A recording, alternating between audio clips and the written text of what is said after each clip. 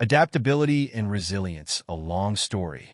In a small, bustling town nestled between mountains and rivers, lived a man named Thomas. Thomas was an ordinary man, known for his simple life. He ran a small workshop where he handcrafted furniture, passed down from his father and grandfather. Though he had a passion for carpentry, life had not always been kind to him. But through every challenge, Thomas showed an incredible ability to adapt and remain resilient. One summer, a fierce storm tore through the town. The river swelled, flooding homes and businesses, including Thomas's workshop. When the storm passed, his livelihood was left in ruins.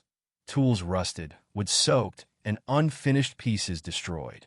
The townsfolk rallied to clean up the damage, but the weight of his loss was heavy. His workshop, built by his grandfather's hands, had been the cornerstone of his family for generations. Most would have seen the situation as hopeless, but Thomas's spirit remained unbroken. He remembered the words his father once told him, "Life doesn't always go the way we plan, but we can always rebuild." Thomas knew that the storm had taken much from him, but it hadn't taken everything. His skill, his hands, and his mind were still his own. And so, with determination, he decided to start again. The first step wasn't easy. His savings were nearly wiped out, and finding quality wood after the storm was difficult. But instead of focusing on what he didn't have, Thomas began thinking creatively. He wandered through the debris of fallen trees and salvaged wood that others had discarded as useless. In the wreckage, he found pieces that were still strong, albeit twisted and gnarled. With a spark of inspiration, he realized that these misshapen pieces could be turned into something new, furniture that was more than just functional, but artful.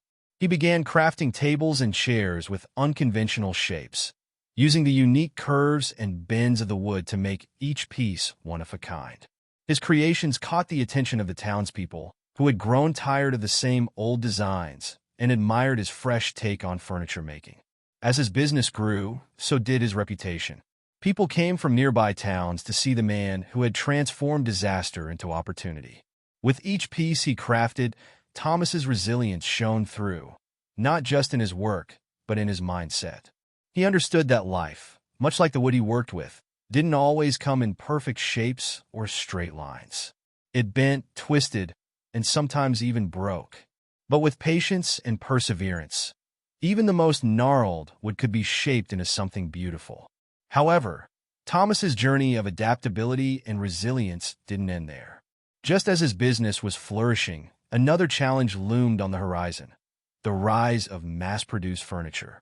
Big companies began offering cheap, factory-made items that threatened the livelihood of craftsmen like Thomas. His unique, handcrafted furniture was harder to sell when people could buy cheaper alternatives. Again, most people would have been discouraged, but not Thomas. He saw this as another storm, another opportunity to adapt. Instead of trying to compete with large companies on price, he shifted his focus to what made his work special. He began offering personalized, custom-made pieces, allowing customers to be part of the creative process. Families could bring him wood from trees that had sentimental value or designs that had personal meaning. His business evolved, and soon his reputation grew even more. Thomas's furniture wasn't just functional, it told a story. Each piece became a symbol of resilience, a reminder that even in a world of mass production, craftsmanship and creativity had a place. Years passed, and Thomas became known not just for his furniture, but for his life philosophy.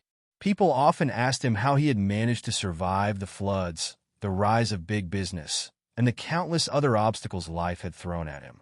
Thomas would smile and say, "You can't control the storms, but you can control how you build after they pass.